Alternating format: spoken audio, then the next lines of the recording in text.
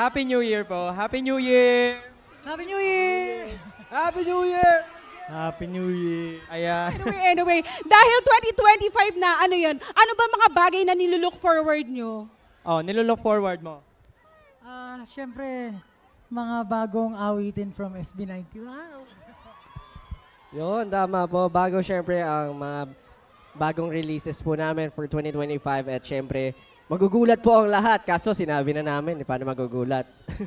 Grabe yun. Ano naman ang dapat nilang abangan sa mga 18 at ng buong mundo sa SB19 ngayong 2025? Ayun nga po, siyempre, kung nagwawakas ng 2024, may bagong simula sa 2025. Grabe.